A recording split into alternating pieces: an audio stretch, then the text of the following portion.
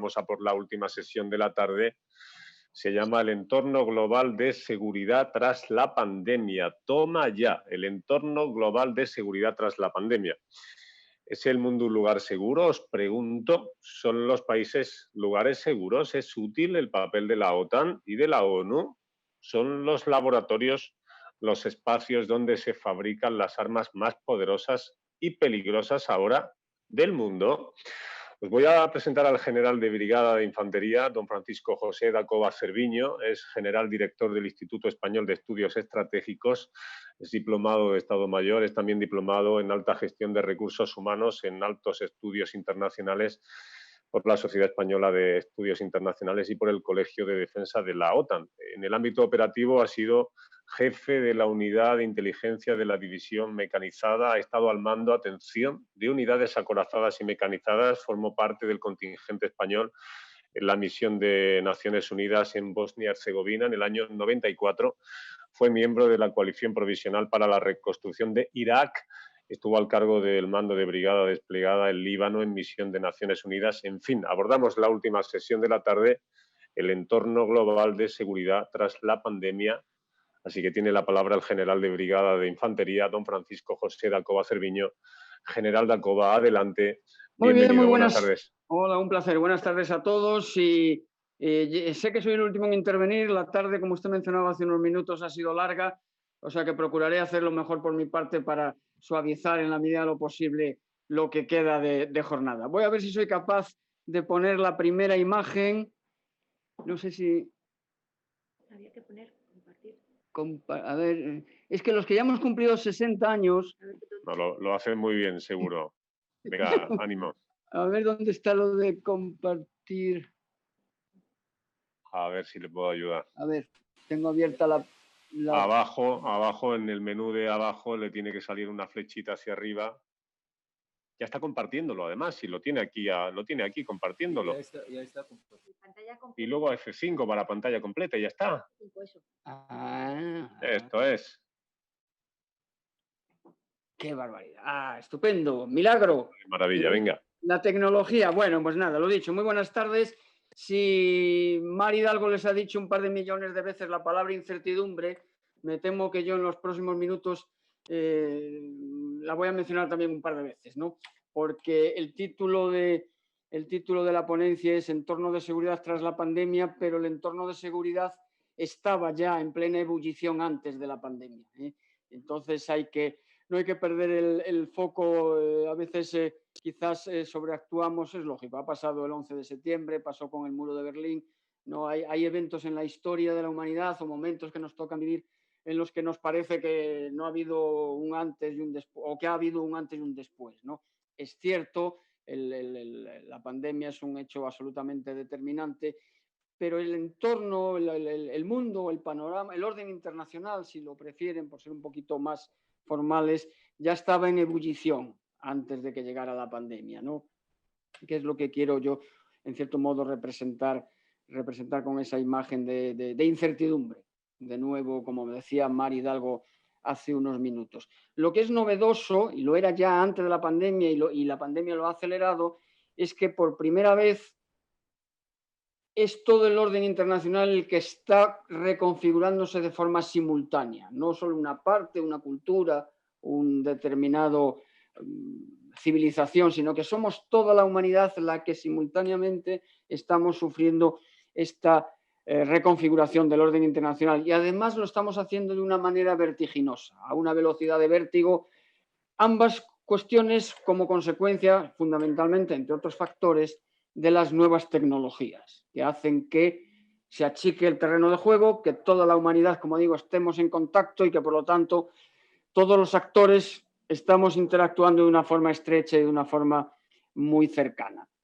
Esto estaba pasando y en esto, como digo, pues llegó el virus, y lo que ha hecho es acelerar estas tendencias en algunos casos y en otras ralentizarlas, porque, por ejemplo, la propia globalización, como sabemos, ha sido y estaba siendo ya cuestionada, y lo está siendo de nuevo ante la pobre reacción de algunos foros multilaterales. Citaban ustedes hace unos minutos a la Organización Mundial de la Salud y efectivamente pues, esta agencia, como parte del entramado de Naciones Unidas, u otros foros supraestatales como la propia Unión Europea, tuvieron una reacción, al menos inicial, cuestionada y probablemente cuestionable, y por lo tanto lo que nos dimos cuenta era de que esa globalización había dejado perdedores y ahora, ante un problema como el de la pandemia, no estaba dando las soluciones requeridas, y eran los estados de nuevo los que tenían que reaccionar,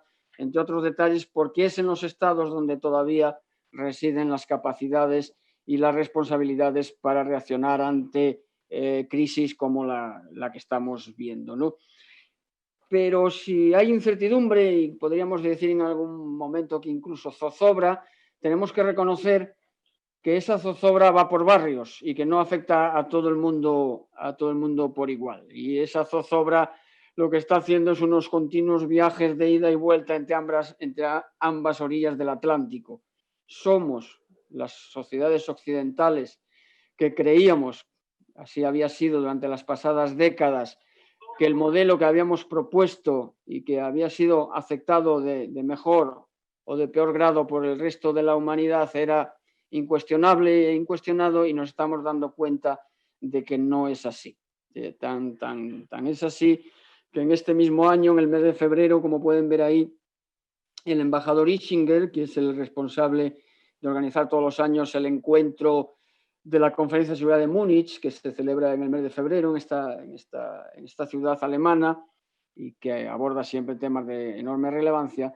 El informe sobre el que se basaba la cumbre de este año llevaba por título una sola palabra, además un neologismo, ¿no?, que es la palabra Westerness, que podríamos traducir por desoccidentalización, entendiendo por tal que ese modelo basado en normas y en principios y en valores occidentales está siendo cuestionado. Y esos valores y esos principios están siendo cuestionados. Y están siendo cuestionados desde dentro de las propias sociedades occidentales, y el espectáculo que hemos visto recientemente en las propias elecciones norteamericanas, con algunos movimientos extremos, o la reacción de algunos estados en el seno de la propia Unión Europea, o la marea de protestas que había justo antes de estallar la pandemia y que se ralentizó como consecuencia de la pandemia, pero que está todavía ahí latente. Y hablo de los chalecos amarillos en la misma Francia, hablo de protestas en Chile, hablo de protestas en Hong Kong y en otros escenarios, y también ese modelo está siendo cuestionado desde fuera. Ahí les pongo una imagen del presidente Putin en una entrevista concedida al Financial Times el año pasado, unos días antes de la cumbre del G20 de Osaka, y esa frase que tienen ahí entrecomillada es del presidente Putin, ¿no? Y no puede ser más elocuente, ¿no? La idea liberal, el orden liberal, tal como lo conocíamos, es para muchos de los actores globales y tan relevantes en este caso como Rusia, y no se nos escapa también como China, pues para ellos nuestro modelo es obsoleto. Por lo tanto, tensiones en el modelo desde dentro y tensiones, como digo, desde fuera. Eso que ven en pantalla es un mapamundi, es obvio, no necesito explicarlo, y es el mapamundi al que estamos acostumbrados y el que todos habíamos visto durante toda nuestra vida, que adornaba las paredes del colegio cuando éramos pequeñicos y a lo largo como digo, de todas estas décadas pasadas. Era un mundo, el mapa lo refleja perfectamente, era un mundo eurocéntrico, en el que, como vemos, Europa está en el centro del globo, del mapa mundi extendido. África está al sur, probablemente porque no hay más remedio, y luego está América, como es lógico, y hay una cosa que llamábamos Extremo Oriente, que era algo que éramos incapaces de concretar poco más y que bajo esa denominación genérica englobábamos un mundo hasta hace pocos años desconocido, pero me temo que ahora de enorme actualidad. Y esto era así porque los últimos siglos se habían venido organizando, la gobernanza se había venido articulando en torno al dominio de las potencias occidentales. Ha sido así, se consolidó tras la Segunda Guerra Mundial con las instituciones de Bretton Woods, Y durante décadas, además, Europa fue el posible, que afortunadamente no, al final no fue necesario, era, durante décadas, digo, el posible escenario de enfrentamiento entre las dos grandes potencias que quedaron, las dos grandes potencias nucleares tras el fin de la Segunda Guerra Mundial.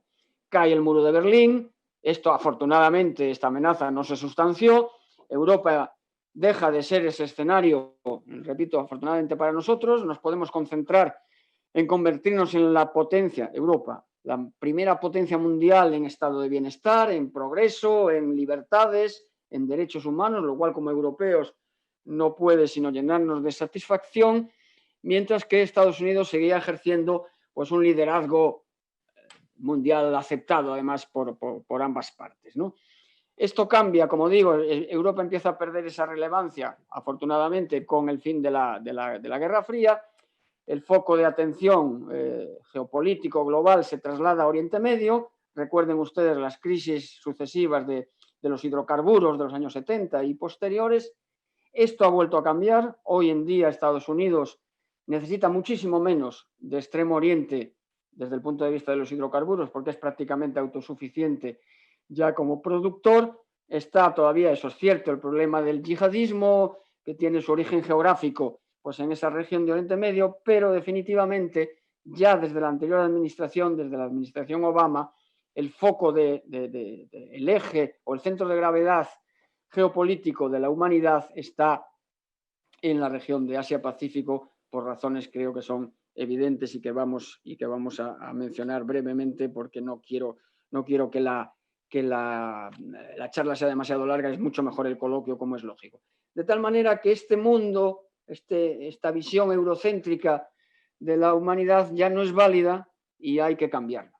Y tenemos que admitir que ahora el mundo es sinocéntrico, si me permiten la expresión, ¿no? Que es lo que trato de representar con este nuevo mapa mundi, con lo cual, pues automáticamente nos da una idea también de la pérdida de relevancia de Europa en ese como eje central o como foco central que fue durante décadas de todas las tensiones y de todo el interés geopolítico del mundo. Ahora ese interés está en esta región de Asia-Pacífico, del Indo-Pacífico. Esto daría para otras charlas, luego si quieren podemos hablar en el coloquio, pero dejémoslo de momento en esta visión sinocéntrica.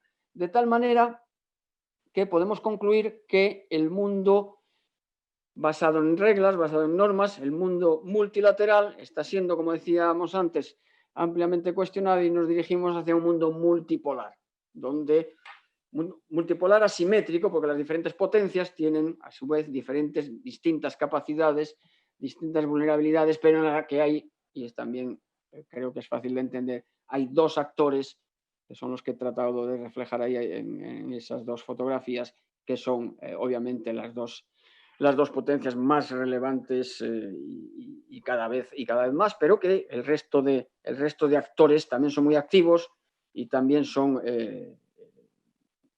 están teniendo una enorme influencia en esta reconfiguración o en este nuevo reparto de protagonismo en el ámbito internacional. Obviamente es evidente que los principales actores son Estados Unidos, China, Rusia, cómo no, y no se puede jugar al póker sin un cuarto jugador, y ese cuarto jugador va a ser, a mí ya me sorprende que esté tardando tanto, va a ser sin lugar a dudas la India, tanto por razones demográficas como también de ubicación en ese nuevo mapa sinocéntrico y de la gran potencia que también está llamada a ser y que debería serlo ya.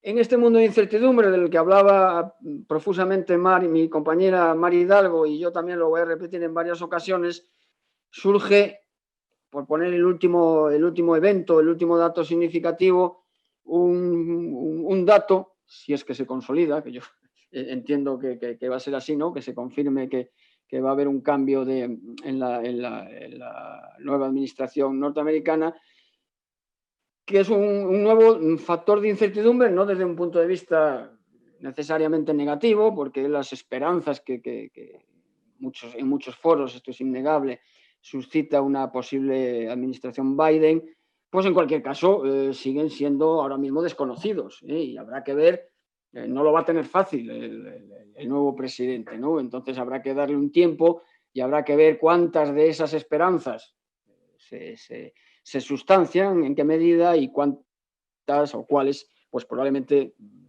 no sea así o al menos no pueda serlo en un corto plazo.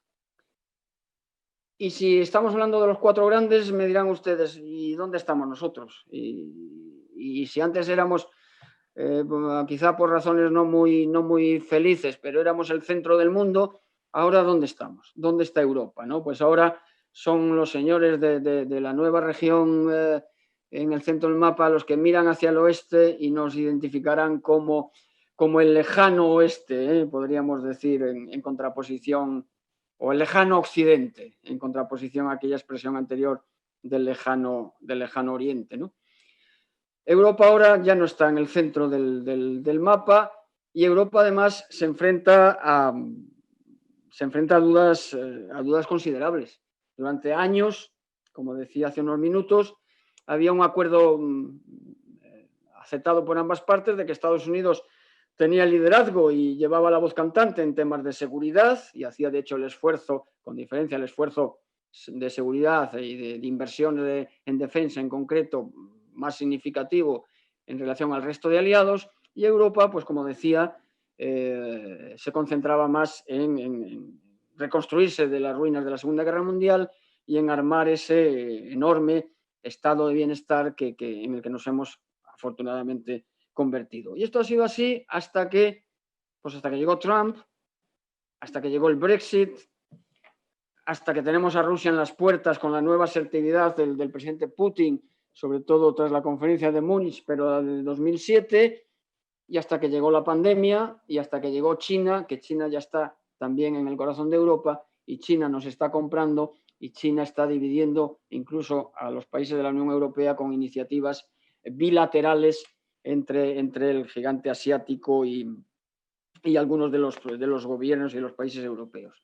De tal manera que la visión que no hace tanto había en Europa en relación a China, hace media década, 5, 6, 7 años, en el que todo eran albricias en relación a China. Ahí tienen una frase del año 2013, China es un socio estratégico para el mantenimiento de ese orden internacional multilateral que en aquel momento todavía parecía sólido y parecía consolidado, y apenas 5 o 6 años después, la segunda frase es de la estrategia de la Unión Europea para China del año pasado. Como pueden ver, China pasa a ser un competidor económico y tecnológico, evidentemente, y China pasa a ser un rival sistémico que promueve modelos alternativos de gobernanza, porque China dice defender el multilateralismo, es cierto, pero lógicamente defiende el multilateralismo con criterios y con valores chinos, no con los de Occidente, que no quiere ni tiene por qué aceptar, porque para eso es ya una potencia pues prácticamente a la altura de la primera potencia mundial. En algunos aspectos ya lo es y en otros lo será en un breve plazo. Esa foto pequeñita que ven ahí es de lo que se ha venido a llamar la iniciativa 17+1, que consiste en que 17 países de Europa, algunos de la Unión, otros no de la Unión, tanto del este de Europa como del sur, han firmado acuerdos, memorandos de entendimiento bilaterales con China al margen de los acuerdos globales o del marco global para los miembros, lógicamente, de la Unión Europea, ¿no? Y entonces, bueno, yo, si me permiten una pequeña autocita, yo escribí hace unas semanas o unos meses, porque el tiempo pasa volando, un artículo que ante esta situación y ante este dilema al que se enfrenta Europa, yo decía que Europa ya no tiene quien la rapte. Los Estados Unidos se han buscado una novia más atractiva en el antes lejano Oriente.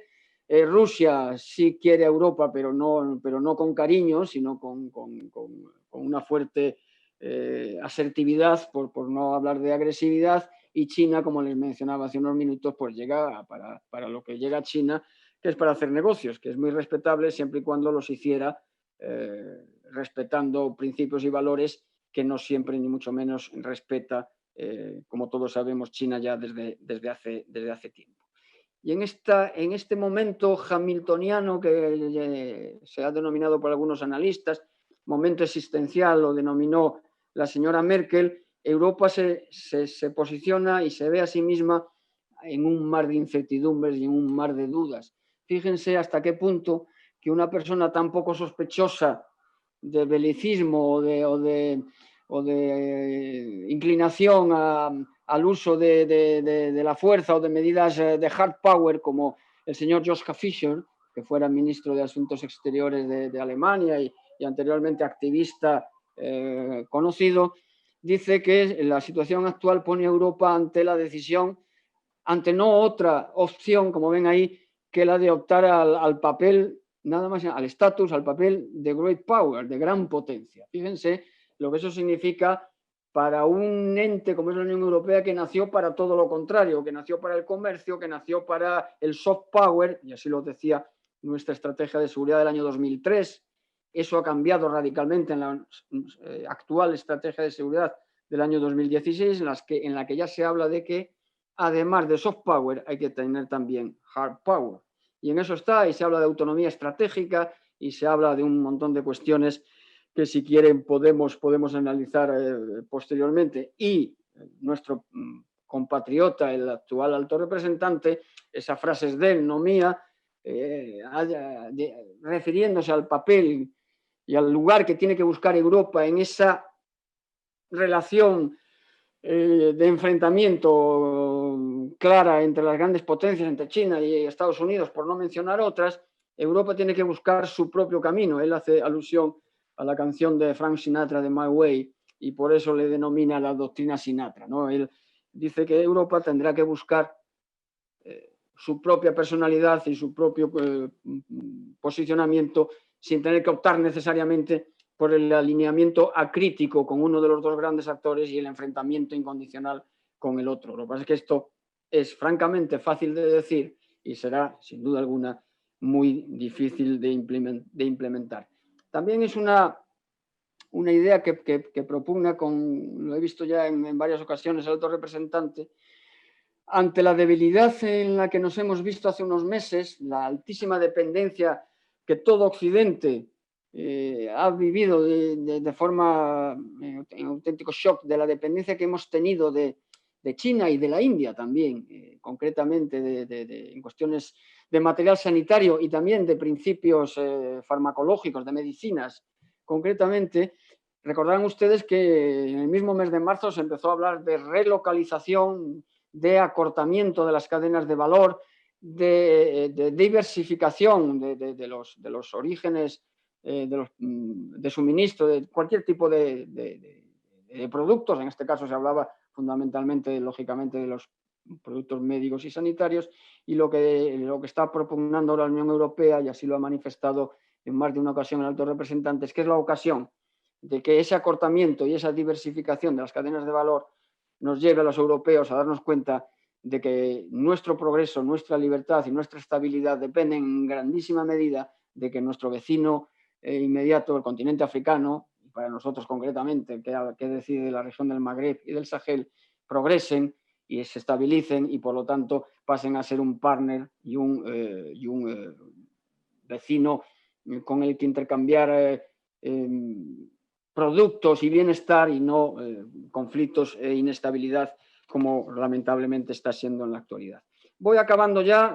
Tienen que comprender que desde el Instituto Español de Estudios Estratégicos hagamos al menos una mención a los conflictos cinéticos o a los conflictos tradicionales o a los conflictos armados, como le queramos llamar. Las tensiones ahora mismo son de naturaleza comercial, las tensiones son de naturaleza tecnológica y son probablemente las más preocupantes, pero los conflictos, también creo que lo mencionaba Mar Hidalgo hace unos minutos, los conflictos en su formato más tradicional siguen activos, y fíjense que la práctica totalidad de los combates o de los escenarios de guerra actualmente abiertos se concentran en ese círculo de fuego, en ese anillo de fuego que, como ven, rodea Europa. Prácticamente desde el Magreb y el Sahel hasta el mismísimo corazón de Europa, pasando lógicamente por Oriente Medio y Afganistán. Y como dice de nuevo el alto representante, fíjense también qué frase más para darnos materia de meditación, yo la suscribo humildemente. Dice: Europa, no seremos creíbles en nuestra ambición de ser ese actor geopolítico del que venimos hablando, autonomía estratégica, estatus de great power o no, pero en cualquier caso de ser un actor geopolítico a la altura de lo que lo somos en lo comercial y en otros aspectos, pues no lo seremos, que dice el alto representante, si no somos capaces de hacernos cargo, al menos también en el ámbito de la seguridad, de nuestro entorno más inmediato y de nuestra vecindad más inmediata. Voy terminando y lo hago con un par de frases provocativas, porque lo importante es suscitar el coloquio y si es el disenso, incluso mucho mejor. Y el presidente Macron está teniendo últimamente una serie de intervenciones muy provocativas. Él fue el que dijo en su momento, acusó a la OTAN de estar en muerte cerebral, lo recordarán ustedes. Y esta frase en concreto la dijo también el verano pasado, poco después de la cumbre del G7 que organizó Francia en Biarritz. Se acordarán, además en el mes de agosto, una idea muy controvertida en plena época estival, en una ciudad tan turística como Biarritz. Organizar una cumbre del G7 quizás no fue la mejor idea para los hosteleros de la región. Pero bueno, bromas aparte, después de esa cumbre, que no fue fácil con el presidente Trump y el resto de miembros del G7, el presidente Macron convocó a su cuerpo diplomático para darle instrucciones y para darle guidance, ¿no? Y en esa reunión pronunció esta frase, quizá un tanto sobreactuada, pero que en cualquier caso nos pone ante la situación de lo que puede pasar, porque eso va a pasar, lo que no sabemos es cuándo. Esperemos que sea cuanto más tarde mejor, ¿no? Pero es significativo, aparte de otras consideraciones de consumo interior del presidente Macron dentro de su propio país, es significativo que haya pronunciado una frase tan contundente como esa. Nosotros quizá podemos quedarnos con una frase un poquito más constructiva del ministro Piqué, que es un colaborador habitual del instituto. Trabajamos juntos en la edición de cuadernos de estrategia y de organización de algunas otras actividades. Él tiene una idea que la expresa en esa frase que ven ahí. Él prevé un mundo post-occidental, eso es innegable, pero con valores occidentales.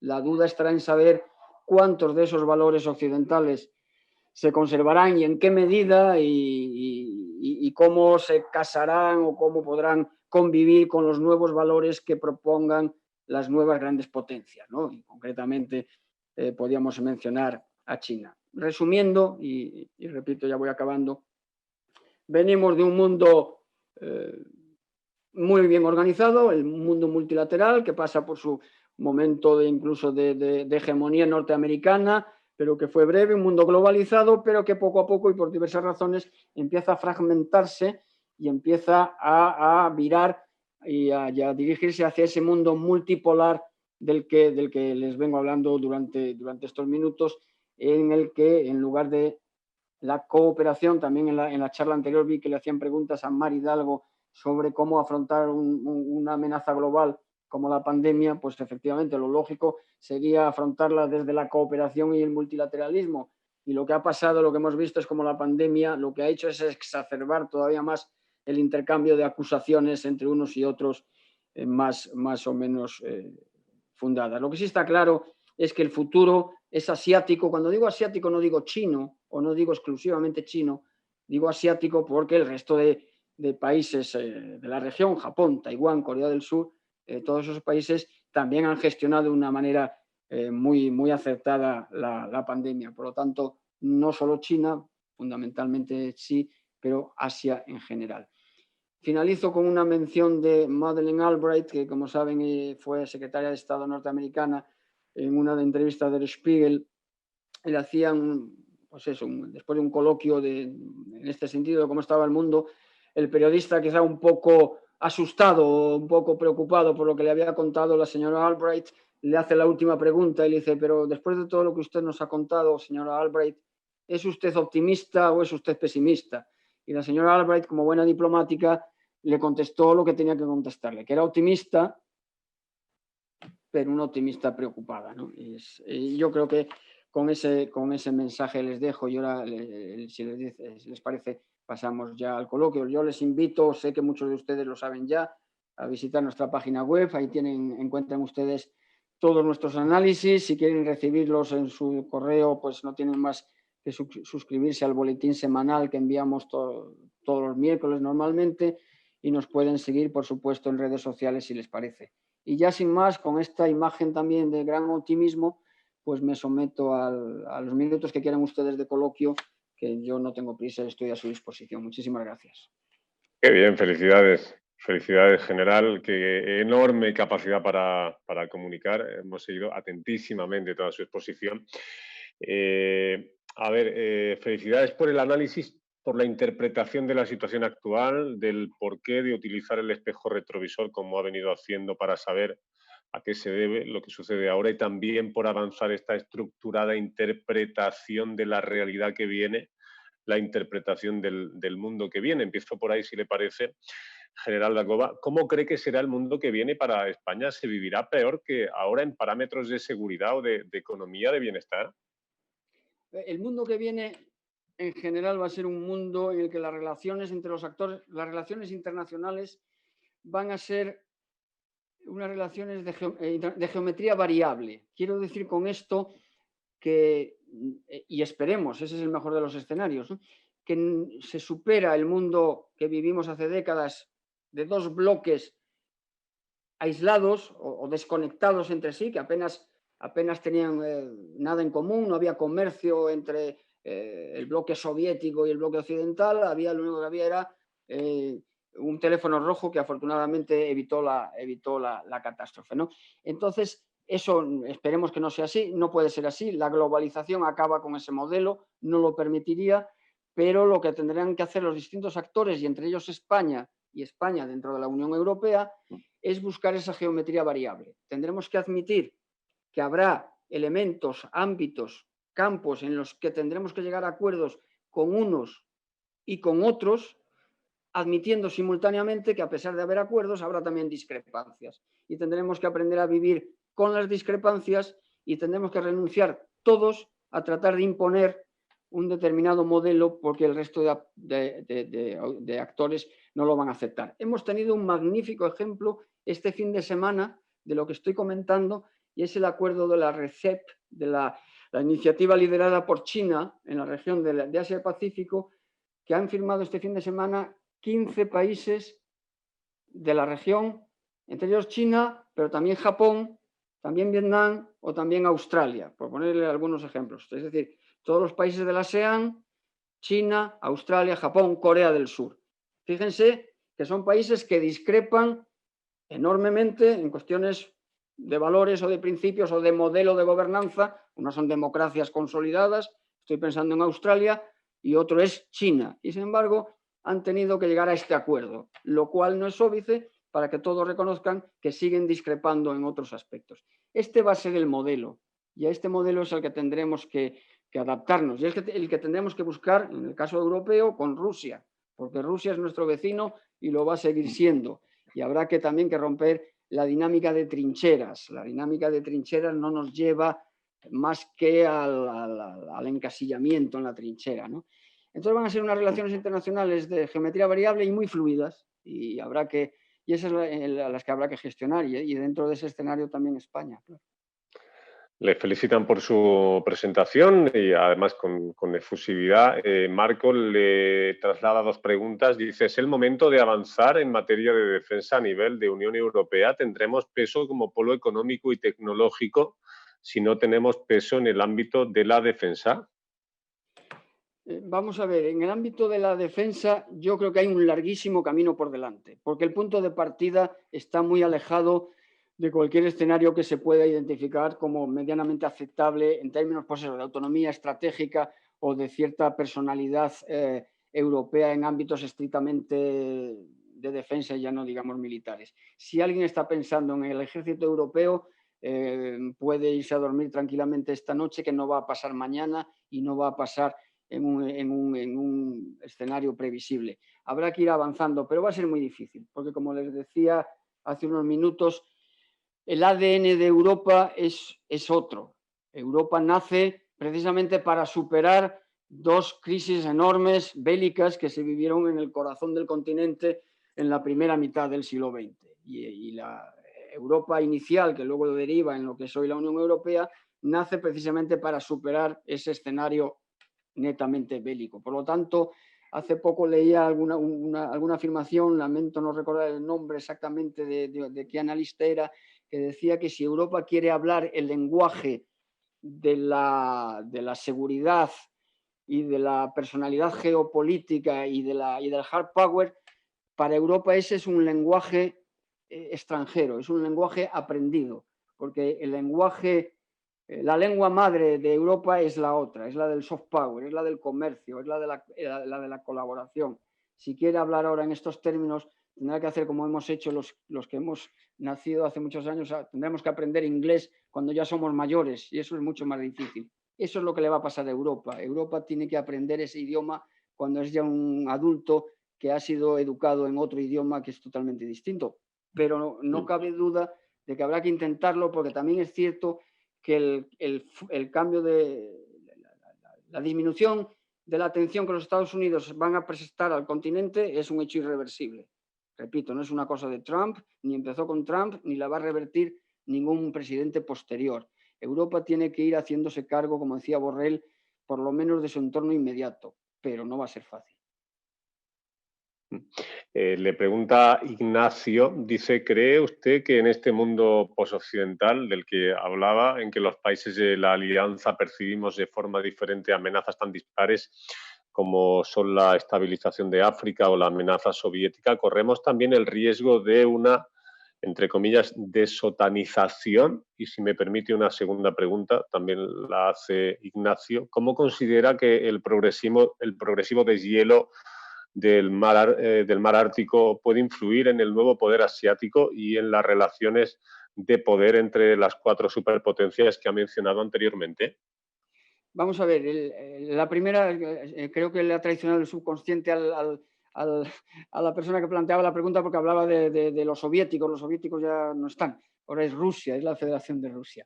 Obviamente nos pasa a menudo a todos porque lo hemos entendido, es verdad. Hemos nacido en ese mundo y lógicamente nos cuesta superarlo, aunque afortunadamente es así. Coincido con la idea que se trasluce de la pregunta. La OTAN tiene que sentarse y tratar algunos temas que son en estos momentos francamente, ¿por qué no decirlo?, preocupantes.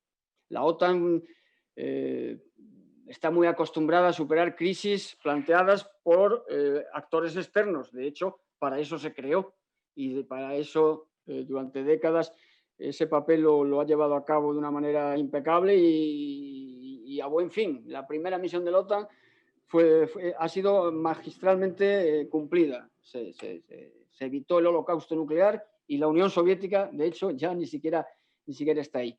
Luego la OTAN ha ido reaccionando ante otras crisis, ante otros riesgos, ante otras amenazas relativamente bien. El problema que tiene la OTAN ahora es que efectivamente tiene también un problema de cohesión interna y eso es más grave y eso es más difícil de solucionar. No hablemos ya de lo que hemos vivido estos años en los que el principal socio, por decirlo de alguna manera, o el que hasta ahora era el líder de la organización, se estrenó diciendo la OTAN es obsoleta. Eso lo dijo el presidente de los Estados Unidos hace más o menos 4 años, ¿no? Y desde entonces hemos visto cómo ha habido dentro de, y no solo por este país, sino que otros países, a lo largo de la ribera norte del Mediterráneo, estamos viendo las tensiones que hay ahora mismo en el Mediterráneo, no solo en el Mediterráneo oriental, en todo el Mediterráneo, entre países miembros de la alianza. Por lo tanto, y esto es nuevo, esto es un dato que no ha habido, digamos, en las crisis anteriores y a mí me preocupa más, porque es más fácil cohesionarse frente a un desafío externo que solucionar problemas de cohesión interna y los tenemos y no hay que ignorarlos. Y ahí está Turquía y ahí está sobre todo la diferente percepción de amenaza que tenemos unos países y otros, y creo que también en la pregunta se mencionaba, los países del este de Europa tienen una percepción del riesgo concreta y muy lógica, y nosotros tenemos otra y tenemos el foco puesto, como es lógico, también por nuestra parte, en el Magreb y en el Sahel. Y eso también es un problema que habrá que tratar. Por lo tanto, respondiendo a la pregunta, no le llamaría yo desotanización, pero sí es cierto que la OTAN tiene que plantearse seriamente su futuro. De hecho, Stoltenberg ha convocado recientemente un grupo de trabajo precisamente para afrontar esta situación. Y me hace especialmente Lo del mar Ártico. el océano polar ártico, porque en muchos ámbitos es un nuevo escenario que nos ocupa y nos preocupa mucho. Aquí en el Instituto hemos abierto recientemente una línea de investigación específica de las consecuencias que va a traer el deshielo en el océano polar ártico, en el tema del comercio. Fíjense ustedes lo que significa que las rutas comerciales navales, marítimas, que ahora unen el puerto de Shanghái con el puerto de Rotterdam, por decirlo de alguna manera, cuando el océano polar ártico sea navegable, se reducirán en 14 días de navegación. 14 días de alquiler de un portacontainer de estos gigantescos es económicamente muy significativo. Rusia está invirtiendo ya en reabrir o en rehabilitar infraestructuras, incluso poblaciones de la costa del océano polar ártico que estaban prácticamente abandonadas, porque está previendo que en 1 o en 2 décadas volverán a tener uso. Se abrirá el acceso a minerales que hoy son fundamentales en las nuevas tecnologías que se encuentran en el lecho marino, a hidrocarburos, a bancos pesqueros, y el océano polar ártico se está militarizando también a pasos agigantados por parte de todos los vecinos. Y China, que no tiene costas en el océano polar ártico, se ha autoproclamado como país concernido por el océano polar ártico, por eso que mencionaba yo al principio del tema comercial y de las rutas. Por lo tanto, es un tema que en una década habrá dado un vuelco importantísimo y que tendrá enormes consecuencias para ese tráfico que ahora pasa por el estrecho de Malaca, por Bab el Mandeb, por el canal de Suez, por el Mediterráneo, por Gibraltar y llega a la costa occidental. Fíjense el cambio que supone para estas dos regiones, para una para bien y para la otra de pérdida de relevancia.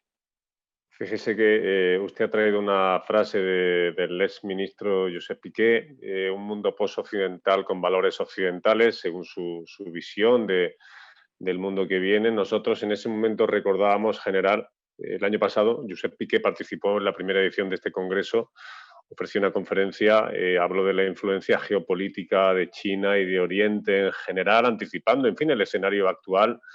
También habló de la denominada ruta de la seda inversa, de cómo Asia ha conquistado el comercio occidental y ha ido conquistando poco a poco, paulatinamente, desde el punto de vista económico, pues ciertos puntos estratégicos, puertos, nodos logísticos, rutas comerciales, que usted ha hecho referencia en todo esto. Es decir, es lo que usted ha anticipado al inicio de su intervención. En realidad, se está produciendo una sobreinterpretación o una sobreactuación de un mundo que ya venía. Sí, es así. De hecho, por mencionar un par de ejemplos, decía yo al principio, la pandemia lo que está haciendo es interactuar o actuar sobre todas esas dinámicas que ya estaban ahí. Por citar un ejemplo, en un caso acelerándola, la confrontación, el rumbo de enfrentamiento que ya existía, porque así lo decidieron los respectivos dirigentes entre China y Estados Unidos en el ámbito comercial, en el ámbito tecnológico, recuerden Huawei, la prohibición de TikTok, la prohibición de las redes sociales en el sentido contrario occidentales en China, la pelea por los semiconductores, por las tierras raras, todo esto, ese rumbo de colisión, lo que ha hecho la pandemia es acelerarlo. Y recuerden ustedes, el uno dice el virus es chino y el otro dice no, el virus lo habéis traído vosotros a las Olimpiadas Militares que hubo en Wuhan en el mes de octubre del año pasado, ¿no? O sea, hemos entrado en esa dinámica. Cuando más cooperación necesitamos, hemos entrado en la dinámica contraria. Y otras tendencias se han ralentizado. Yo mencionaba en concreto la globalización.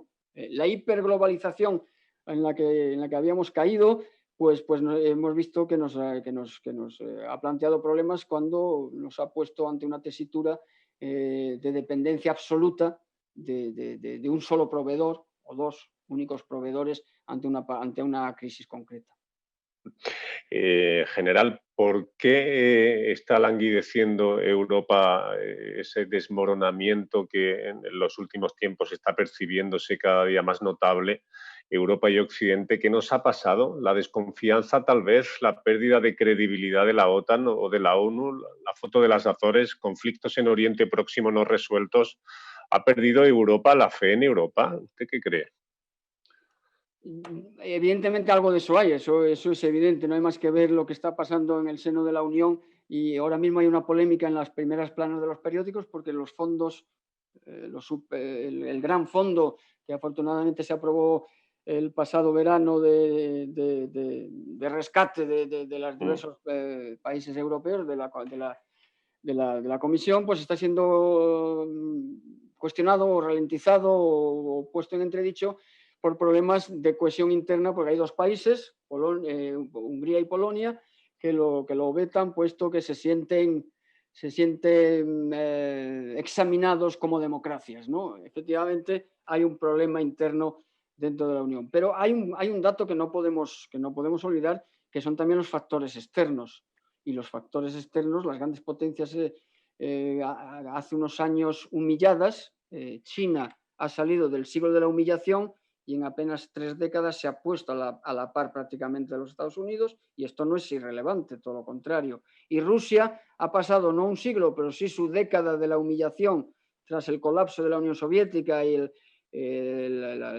gobiernos de Yeltsin, y hasta que reaccionó con la llegada de la primera legislatura de Putin, ha salido también de esa década de tener que agachar la oreja y están planteando desafíos. Y entonces, pues eso nos afecta y nos pone ante esta situación que usted menciona, ¿no? La cuestión es que la gran diferencia entre China, por simplificar el dibujo, y Occidente es que China tiene una estrategia a largo plazo y los plazos que se marca los va a cumplir. China no tiene prisa, China tiene su horizonte en 2049, que es cuando se celebra el centenario de la creación de la República Popular, y es cuando todos sus objetivos comerciales, tecnológicos y militares están referenciados, y Occidente está continuamente convulso, y lo acabamos de ver en los Estados Unidos, pues con los procesos habituales que afortunadamente tenemos en las democracias, pero que otorgan ventajas a nuestros competidores, y ahí vemos cómo en el último congreso del Partido Comunista el presidente Xi Jinping se ha consolidado de por vida al frente de China para realizar esa transición de largo plazo, y lo mismo ha hecho el presidente Putin en Rusia, forzando un cambio constitucional que le va a permitir seguir dirigiendo la federación durante un tiempo indefinido, mientras en Occidente seguiremos pues con nuestras diferencias y con nuestros problemas internos. Pero nuestro modelo, con todos sus defectos, es el bueno y es el que queremos y quisiéramos conservar. Ese es el gran dilema al que nos enfrentamos en Occidente, ¿no? Cómo defender nuestro modelo y nuestros valores ante unos nuevos actores que los cuestionan no siempre con las mismas armas y con los mismos valores que nosotros. Que están disputándose el cetro mundial aún haciendo trampas, le entiendo, en cuanto a la honorabilidad de su gestión. Ellos lo ven honorable desde su punto de vista. Yo no quiero juzgar los valores de otros, pero sí juzgo los nuestros y me parece que son dignos de ser preservados, ¿no? Y lo que está claro, lo primero que hay que hacer es constatar que están siendo como poco contestados. Le pregunta a José Miguel, dice, ¿tiende Europa o más bien los países que la componen a nacionalizarse y tender a ser más proteccionistas con sus intereses propios? Y se pone como ejemplo las medidas de fuerza que se están llevando a la práctica actualmente en Polonia y Hungría contra la Unión Europea. Las tendencias nacionalistas, de nuevo, vienen de antes de la pandemia, y lo que ha pasado con la pandemia es que se ha reforzado, nacionalismo o no, pero lo que sí es cierto es que se ha reforzado el papel de los estados, porque hasta ahora, tras el pobre, y se mencionó en la ponencia anterior, el cuestionable papel de la Organización Mundial de la Salud y los titubeos iniciales de la Unión Europea, al final se ha constatado que son los estados tradicionales los que tienen las capacidades y los que tienen las competencias para gestionar una crisis como la que hemos vivido. Pero la tendencia a los nacionalismos viene de antes. De hecho, si recuerdan esa foto que le ponía de los 4 grandes, por decirlo de alguna manera, si hay una característica que comparten hasta ahora Trump, vamos a ver qué pasa con la nueva administración, pero hasta ahora Trump, Xi Jinping, Putin y Narendra Modi es el recurso al nacionalismo en sus respectivos países como elemento galvanizador de los apoyos sociales. Si bajamos un escalón, por decirlo de alguna manera, en las potencias, lo mismo podemos ver en Turquía, en Brasil, en un montón de países como el recurso al nacionalismo y a los liderazgos fuertes era ya un elemento que estaba previamente y efectivamente se ha exacerbado. ¿Por qué? Porque ya la globalización, antes de la pandemia, ya la globalización había dejado ganadores y perdedores y entonces antes la diferencia estaba entre el primer mundo, el segundo mundo y el tercer mundo que se hablaba. En la actualidad los 3 mundos conviven en una misma ciudad.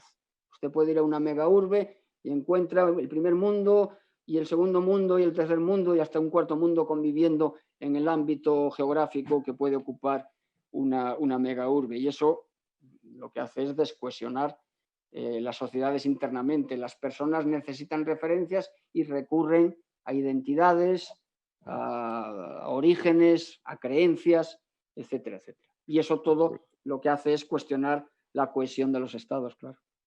Leo una pregunta, seguro que puede estar usted contestando la semana y media. Le pido brevedad general. Dice Leo, ante todo lo que usted está diciendo, ¿cuál es el plan de España? Toma ya. Es la hora. Yo creo que tengo que... No, ustedes comprenderán que lo que tiene... Sin romper la neutralidad que el uniforme que he visto me exige, pues es obvio que España, el futuro de España está alineado con el de Europa. Eso, pero no solo el de España. Imagínense ustedes lo que hubiera sido la gestión de esta pandemia para España o para Italia o para Francia o para cualquier país fuera de la Unión Europea, ¿no? Entonces, yo creo que la apuesta está clara, la apuesta es más Europa, la apuesta es avanzar en ese modelo tan peculiar que es la Unión Europea, que no tiene parangón en ningún otro modelo en el mundo, pero que para cualquiera de los Estados miembros, incluso de los más grandes, ahora mismo es irrenunciable. Vamos a ver, y eso nos lo van a dejar negro sobre blanco bastante clarito los británicos cuando se vayan enfrentando paulatinamente a las consecuencias de haberse quedado pensando que el paraguas norteamericano iba a ser indiscutible. Me parece que tal vez van a tener que... Ya hay reacciones dentro del mundo anglosajón en ese sentido, ¿no? Del error que ha sido el Brexit. Vamos a ir terminando. Sí le voy a formular la pregunta de Claudia, que es la primera que realiza esta tarde. Dice Claudia Morcillo, ¿qué papel prevé usted que podrá juzgar Kazajstán, un país que amenaza con florecer como potencia económica euroasiática en cuanto a puente entre China y Europa? A ver.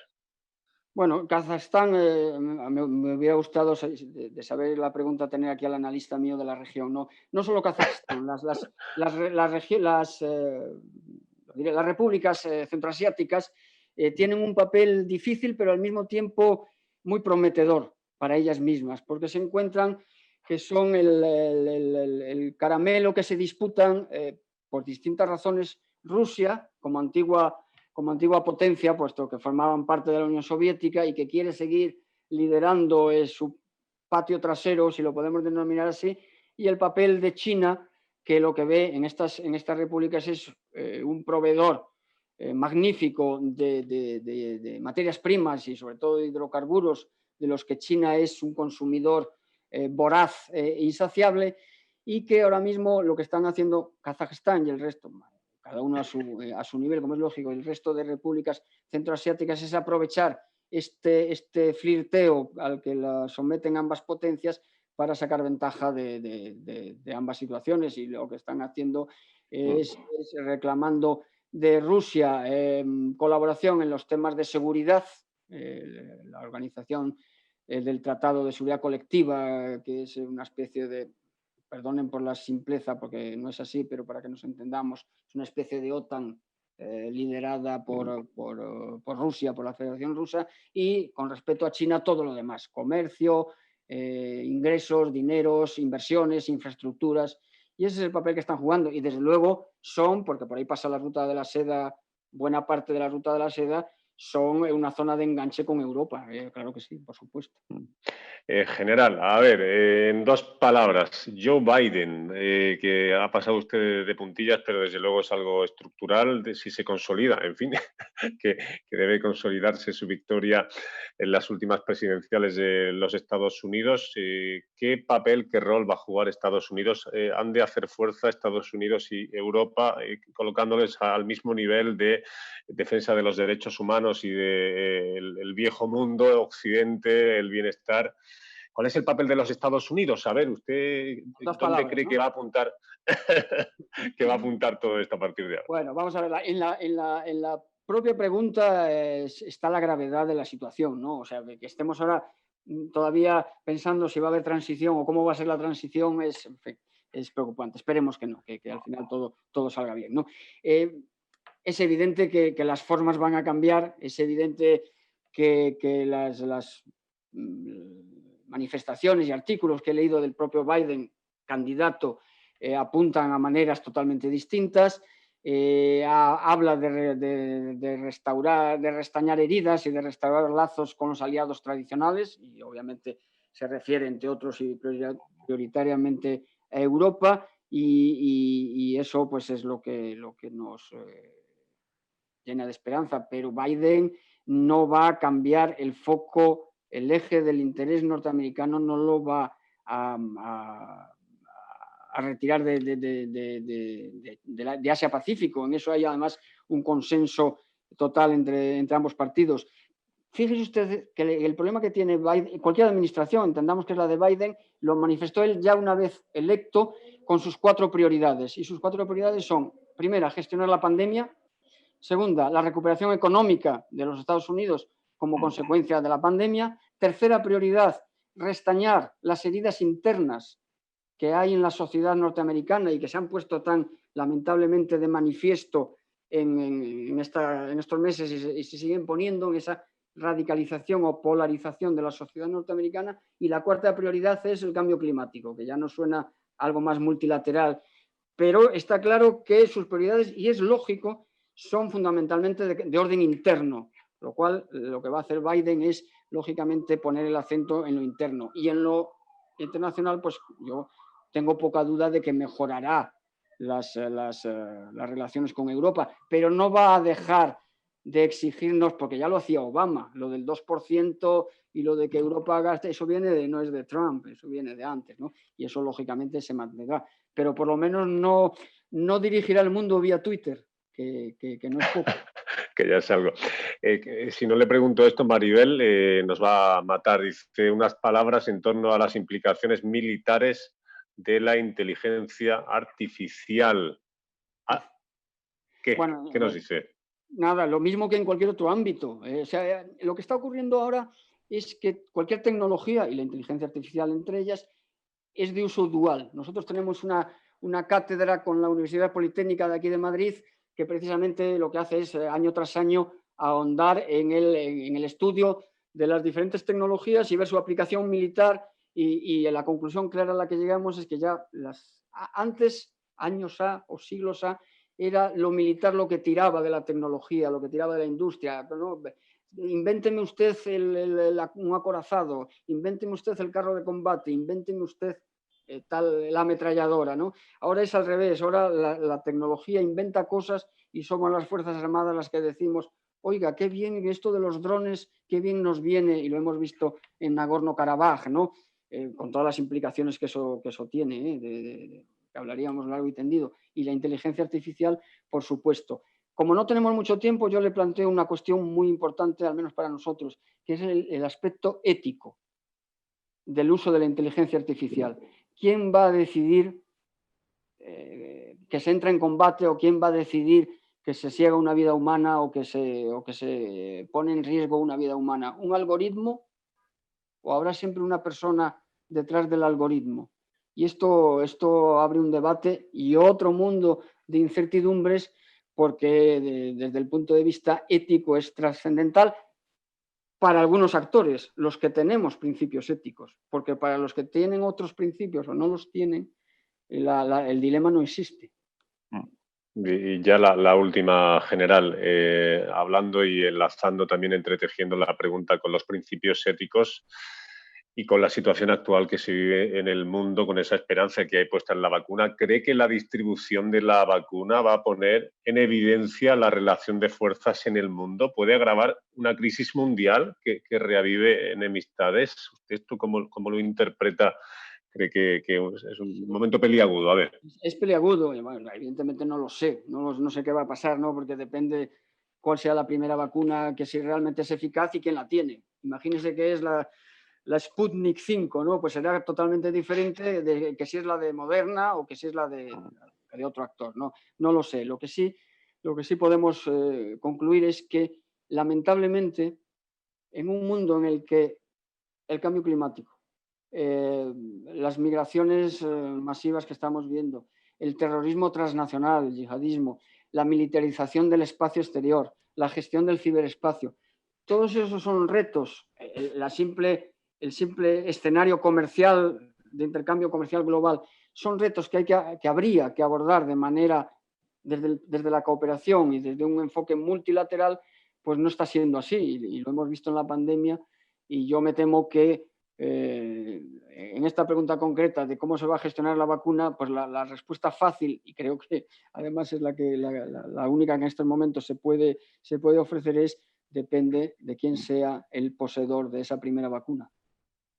Le dan las gracias repetidamente, 1.000.000 de gracias desde cualquier flanco de nuestros asistentes virtuales. Don Francisco José Dacova Cerviño, general Dacova, gracias y felicidades por el análisis, por la interpretación de la situación actual, que siga muchísimos años iluminando el camino desde la honestidad, la formación y el conocimiento. Que tenga buen día. Pues muchas gracias. Gracias, el placer ha sido mío y le reitero la disponibilidad del Instituto y de todos nuestros analistas para lo que crean conveniente. Encantado. General, hasta siempre. Gracias.